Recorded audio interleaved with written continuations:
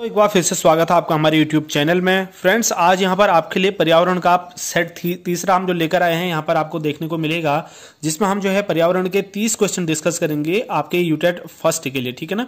तो UTET first में काफ़ी इंपॉर्टेंट ये क्वेश्चन है दोस्तों, यूटेट फर्स्ट के लिए, अगर आप यूटेट फर्स्ट की प्रिपरेशन कर रहे हैं तब। तो दोस्तों यहाँ पर जैसे कि आपको पता है, हमने इससे पहले 2 सेट यहाँ पर पर्यावरण के अपलोड कर चुके हैं और बाकी आज यहाँ पर जो हम सेट अपलोड करने वाले हैं ये तीसरा सेट होने वाला है। ठीक है। तो दोस्तों मेरे साथ इस वीडियो में लास्ट तक बने रहिए, अपनी प्रतिक्रिया हमेशा की तरह आप कमेंट सेक्शन में देते रहें और प्लीज़ आपसे रिक्वेस्ट है ये कि आप वीडियो को लाइक जरूर कर दीजिए। ठीक है। तो लाइक नहीं करते हैं आप लोग, प्लीज़ यार, लाइक करने से हमें मोटिवेशन मिलती है, तो हमारा भी मन करता है काम करने के लिए, तो आप यहाँ पर लाइक जरूर करना। चलिए देखते हैं क्वेश्चन किस तरीके के बने हुए। पहला क्वेश्चन है, पर्यावरण से अभिप्राय उन समस्त ... से है जिसका प्रत्यक्ष प्रभाव मानव पर पड़ता है। पर्यावरण से अभिप्राय उन समस्त शक्तियों, प्रक्रियाओं और तत्वों से है जिनका प्रत्यक्ष प्रभाव मानव पर पड़ता है। ठीक है। तो ऑप्शन डी यहाँ पर सही हो जाता है, तीनों का, शक्तियों का भी, प्रक्रियाओं और तत्वों का यहाँ पर सही आंसर हो जाएगा। इसके बाद अगला क्वेश्चन है, पर्यावरण के घटक परस्पर क्रिया द्वारा जैवमंडल की रचना करते हैं। ठीक है। पर्यावरण के कौन से घटक? पर्यावरण के 2 घटक होते हैं दोस्तों, जैसे कि आपको पता है पर्यावरण के 2 घटक होते हैं। कौन कौन से? जैविक घटक और अजैविक घटक। ठीक है। ऑप्शन ए में जैविक, ऑप्शन बी में अजैविक घटक। जैविक घटक और अजैविक घटक यानी कि ए और बी दोनों आ गए। जैविक घटक में हम बात करते हैं दोस्तों जो जीव हैं, जो प्राणी हैं, सजीव हैं। ठीक है। और अजैविक घटक में जैसे पहाड़ है, सूरज है, इन चीज़ों की बात हम जो है अजैविक घटक में करते हैं। ठीक है। ये पर्यावरण के 2 घटक है, कंपोनेंट। चलिए उसके बाद अगला क्वेश्चन है, पृथ्वी तथा वायुमंडल का वह भाग जिसमें सभी प्रकार के जीव या फिर क्या आएगा बीच में भरना है, विद्यमान होते हैं, पर्यावरण के जैवमंडल में आता है। देखिए, पृथ्वी के वायुमंडल का वह भाग जिसमें सभी प्रकार के जीव, जंतु और वनस्पतियां आती हैं। जीव भी आते हैं उसमें, जंतु भी आते हैं और वनस्पतियां आते हैं, यानी कि ऑप्शन डी यहाँ पर सही हो जाएगा, ये सभी। ठीक है। चलिए उसको हम वायुमंडल कहते हैं। चलिए अगला क्वेश्चन है, स्थलमंडल की बाह्य सतह जो हमारे पर्यावरण का निर्माण करती है ...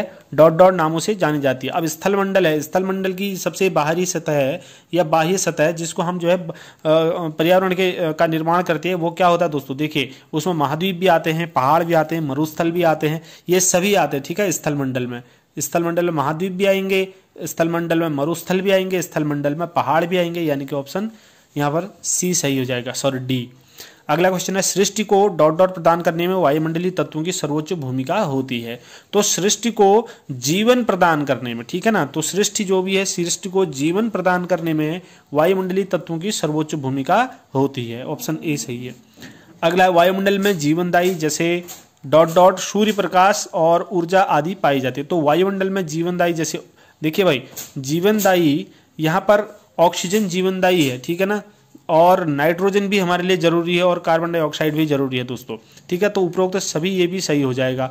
देखिए जीवन के लिए यहाँ पर ऑक्सीजन जो है बहुत जरूरी है। आपको पता है ऑक्सीजन, हम रेस्पिरेटरी जो प्रोसेस होती है उसमें ऑक्सीजन को हम जो है अपने अंदर लेते हैं और कार्बन डाइऑक्साइड को बाहर निकालते हैं। दोस्तों कार्बन डाइऑक्साइड आप जानते हैं, कार्बन डाइऑक्साइड जो है एक जो है हमारे यहाँ पर ग्लोबल वार्मिंग के लिए खतरा है, आप जानते हैं, या हानिकारक गैस है, और लेकिन यहाँ पर इसके भी फायदे हैं। ठीक है। अगर कार्बन डाइऑक्साइड गैस नहीं होती तो पृथ्वी पर प्रत्येक चीज जो है जमने की स्थिति में आ जाती है। ठीक है। ये गर्मी पैदा करते हैं, कार्बन डाइऑक्साइड की वजह से यहाँ पर गर्मी है। उसके बाद नाइट्रोजन, नाइट्रोजन भी जरूरी है विभिन्न प्रकार की वनस्पतियों के लिए, और अन्य अन्य बहुत सारी प्रोसेस ऐसी होती है नाइट्रोजन की। जब नाइट्रोजन साइकिल आप पढ़ेंगे उसमें ये देखने को मिलेगा आपको, तो हम कह सकते हैं कि ये सभी चीज़ें जो है जीवमंडल, वायुमंडल के लिए जीवनदायी हैं। अगला है, वायुमंडलीय तत्व को घेरे हुए है। तो वायुमंडलीय तत्व को कौन घेरे हुए है? ठीक है। तो इसका सही जवाब है दोस्तों वायुमंडलीय। देखिए क्वेश्चन को समझने की यहाँ पर जरूरत है, ठीक है ना। तो वायुमंडलीय तत्व को स्थलमंडल है, जलमंडल है, ये दोनों ने क्या कर रखा है? घेर रखा है, घेरा हुआ है, स्थलमंडल ने भी और जलमंडल ने भी। ठीक है। चलिए अगला है, वायुमंडल के तत्वों का समुच्चय क्या कहलाता है? तो वायुमंडल के तत्वों का समुच्चय कहलाता है मौसम और जलवायु। ठीक है। मौसम और जलवायु कहलाता है। चलिए अगला है, वायुमंडलीय तत्वों के ... के कारण पृथ्वी के धरातल पर विभिन्न प्रकार की वनस्पतियां और जीव पाए जाते हैं। ठीक है। किसके? असमान वितरण की वजह से। ठीक है। जो वायुमंडलीय तत्व हैं उनका असमान वितरण होता है। ठीक है। अगर एक समान वितरण होगा तो फिर कैसे हो पाएगा एक समान वितरण में? तो सभी के लिए देखिए, प्रत्येक चीज़ के लिए विभिन्न प्रकार के एलिमेंट्स के लिए जो है विभिन्न प्रकार के, जैसे मौसम है, पेड़ पहाड़ पर्वत, कोई भी चीज़ है, कोई इंसान है, कोई अन्य दूसरा जीव है या वनस्पति है, हर चीज़ के लिए वायुमंडल में एक अलग अलग रेशियो में जो है चीज़ों की ज़रूरत होती है। ठीक है, तो उसके लिए हम कह सकते हैं कि असमान वितरण है वनस्पति और जीवों के लिए। चलिए अगला है, डॉट डॉट द्वारा मानव अपने पर्यावरणीय ज्ञान में वृद्धि करता है। ठीक है, तो ये है जांच और भूल विधि के द्वारा मानव क्या करता है, अपने पर्यावरणीय ज्ञान में वृद्धि करता है, जांच और भूल विधि। दोस्तों अगला क्वेश्चन है, अन्य जीवों के समान डॉट डॉट में भी पर्यावरण का एक अंग है। ठीक है, तो अन्य जीवों के समान किस में पर्यावरण का एक अंग है? तो इसका सही जवाब है दोस्तों मानव। ठीक है ना, तो अन्य जीवों के समान जो है मानव में भी पर्यावरण, मानव भी पर्यावरण का ही एक अंग होता है। चलिए ऑप्शन ए यहाँ पर सही है। अगला है, निम्न में से किसके अनुसार पर्यावरण का बाह्य शक्ति है? पर्यावरण का सॉरी यहाँ पर ये का नहीं होना चाहिए मेरे हिसाब से। ठीक है, निम्न में से किसके अनुसार पर्यावरण बाह्य शक्ति है जो हमें प्रभावित करती है? तो दोस्तों पर्यावरण बाह्य शक्ति जो हमें प्रभावित करती है, ये कहा था J.E. रॉस ने कहा था। ठीक है, J.E. रॉस ने कहा था, ऑप्शन सी यहाँ पर सही हो जाएगा। अगला, पर्यावरण बहुत सब कुछ है जो किसी जीव या वस्तु को चारों ओर से घेरे हुए, जो किसी जीव या वस्तु को चारों ओर से घेरे रहता है और उसे प्रत्यक्ष रूप से प्रभावित करता है। तो ये किसने कहा था? इसका राइट जवाब है दोस्तों गिसबर्ट ने कहा था। ये गिसबर्ट ने कहा था कि पर्यावरण वो सब कुछ है जो किसी जीव या वस्तु को चारों ओर से घेरे रहता है और उसे प्रत्यक्ष रूप से प्रभावित करता है। ठीक है, चलिए 134 नंबर का क्वेश्चन, अगला क्वेश्चन देखते हैं। पर्यावरण व्यक्ति के डॉट डॉट स्वास्थ्य को बहुत प्रभावित करता है। तो पर्यावरण क्या करता है दोस्तों? देखिए यहाँ पर पर्यावरण से जो है दोस्तों, पर्यावरण वैसे तो आंसर यहाँ पर शारीरिक इन्होंने दिया है, लेकिन यहाँ पर पर्यावरण जो है मानसिक और संवेगात्मक को भी प्रभावित करता है। लेकिन यहाँ पर किसको प्रभावित करता है? यहाँ पर शारीरिक लिखा है। देखिए अगर पर्यावरण से जो है, पर्यावरण अगर खराब है तो उससे मानसिक स्वास्थ्य में भी प्रॉब्लम हो सकती है। ठीक है, तो मानसिक स्वास्थ्य भी आपका खराब हो सकता है। दोस्तों पर्यावरण दो प्रकार का होता है। अरे यहाँ नीचे क्वेश्चन भी आया है, इसमें पर्यावरण दो प्रकार का होता है। एक तो होता है भौतिक पर्यावरण या प्राकृतिक पर्यावरण। ठीक है, भौतिक पर्यावरण। दूसरा होता है सांस्कृतिक पर्यावरण। ठीक है, भौतिक पर्यावरण में जो बाहरी तत्व हैं, मौसम संबंधी, ये सारी चीज़ें हम जितना देख सकते हैं भौतिक पर्यावरण के अंतर्गत आ जाएगा। और जो सांसारिक या जिसको हम सांस्कृतिक पर्यावरण कहेंगे, उसके अंतर्गत जो है ऐसी चीज़ें भी आती है जो इंसान के शारीरिक, मानसिक और आपसी जो रिलेशन होते हैं, वो सारा जो पर्यावरण होता है, सामाजिक पर्यावरण, वो भी उसके अंतर्गत आता है। ये वो पर्यावरण जो है मनुष्य को अन्य तरीकों से भी प्रभावित कर सकता है। लेकिन यहाँ पर शारीरिक सही आंसर दे रखा है, तो यहाँ पर शारीरिक ही हम मानेंगे, क्योंकि यहाँ पर पर्यावरण जो सब्जेक्ट है, वो जो पर्यावरण की मैं बात कर रहा हूँ वो पेडागोजी में आपको देखने को मिलेगा, साइकोलॉजी में। यहाँ पर जो है शारीरिक पर्यावरण सही होगा।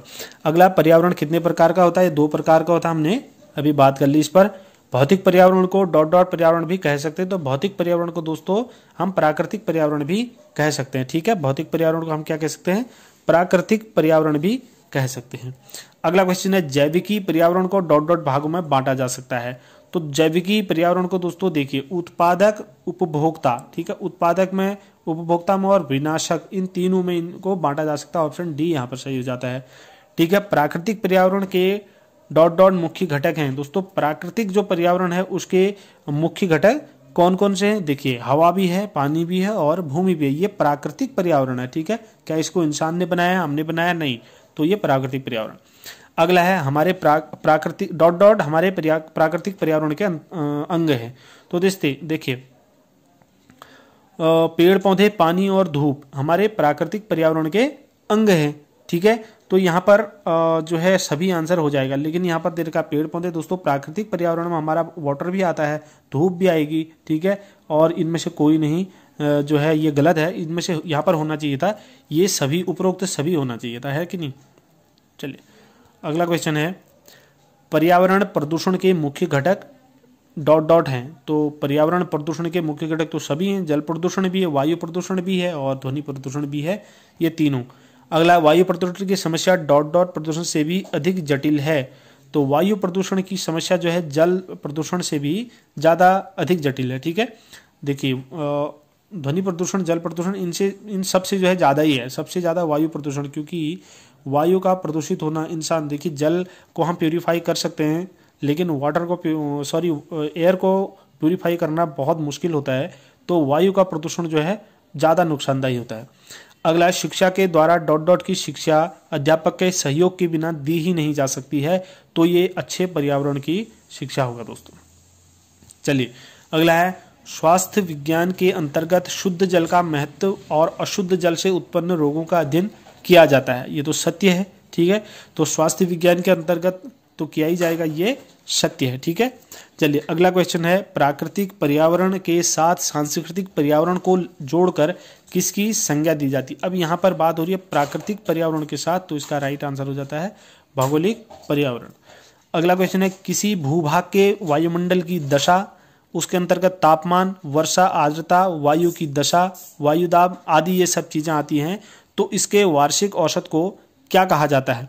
दोस्तों देखिए, इसके वार्षिक औसत को जलवायु कहा जाता है, जिसमें तापमान है, वर्षा है, आर्द्रता है, वायु की दशा, वायुदाब, ये सारी चीज़ों का अध्ययन क्या कहेंगे हम इसको, ये सारी चीज़ें जलवायु के अंतर्गत ही तो आएंगी, ठीक है। अगला है, प्रभावी दशाओं का वह संपूर्ण योग जिसमें जीव रहते हैं पर्यावरण कहलाता है। निम्न में से यह किसने कहा है। तो किसने कहा है दोस्तों, देखिए यहाँ पर ये जो कोटेशन है, ये सशब्द इसको हम कह सकते हैं, जैसे जिसने लिखा है, जिसने बोला है, उसको हम वैसे का वैसा ही रखते हैं। तो जो ये परिभाषा है, ये प्रभावी दशाओं का वह संपूर्ण योग है जिसमें जीव रहते हैं, उसको पर्यावरण कहते हैं। तो ये कहा था टांसले ने, ठीक है, इसको आपको चेंज नहीं कर सकते, इसको आपको याद ही करना पड़ेगा, टांसले ने कहा था। अगला, निम्न में से पर्यावरण को प्रदूषित करने वाला मुख्य प्रदूषक कौन सा है। दोस्तों इसमें सल्फर डाइऑक्साइड है पर्यावरण को प्रदूषण करने वाला, कार्बन मोनोऑक्साइड भी प्रदूषण करता है बहुत ज़्यादा, और कार्बन डाइऑक्साइड से भी प्रदूषण होता है। उपरोक्त में से कोई नहीं के अलावा यहाँ पर होना चाहिए था उपरोक्त सभी, ठीक है। चलिए अगला क्वेश्चन है, मृदा भूपटल का वह क्षारित पदार्थ है जिसमें अनेक कार्बनिक एवं अकार्बनिक पदार्थ का सम्मिश्रण होता है।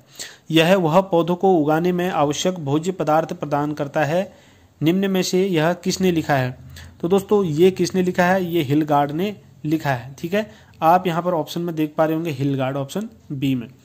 अगला है, सर्वप्रथम रेडियोधर्मी प्रदूषण का प्रभाव कहाँ अनुभव किया गया। तो रेडियो एक्टिव पदार्थ का जो प्रदूषण था उसका सबसे पहले जापान में इसका अनुभव किया गया। जब अमेरिका ने जापान पर हिरोशिमा और नागासाकी में परमाणु बम मारा था, उस समय जो है रेडियोधर्मी प्रदूषण का आप कह सकते हैं कि वहाँ पर अनुभव किया गया था ये कितना हानिकारक है। दोस्तों जो एटम बम होता है वो इसी तरह से मारता है, उससे जो रेज निकलती है अल्फा बीटा गामा किरणें, वो इंसान को जला देती हैं, छलनी कर देती हैं, ठीक है। तो इन्हीं की वजह से जो है हम कह सकते हैं रेडियोधर्मी प्रदूषण का जो सबसे पहले प्रभाव जापान में देखा गया था। अगला है, पर्यावरण जीव के पारिस्थितिक कारकों का योग है। यह कथन किसने कहा है। तो पर्यावरण जीव के पारिस्थितिक कारकों का योग है, ये किसने कहा था, ये कहा था फिटिंग ने, ठीक है। ऑप्शन बी यहाँ पर सही है। दोस्तों जब भी हम कोई क्वेश्चन पढ़ते हैं, हमारे क्वेश्चन में सही का जवाब देने से पहले आप अपने स्क्रीन में क्वेश्चन को देखिए और उसमें सही जवाब देने की कोशिश कीजिए। तो इसके 30 क्वेश्चन खत्म होते हैं। मिलते हैं अगले वीडियो में, तब तक के लिए ढेर सारी शुभकामनाएं। धन्यवाद।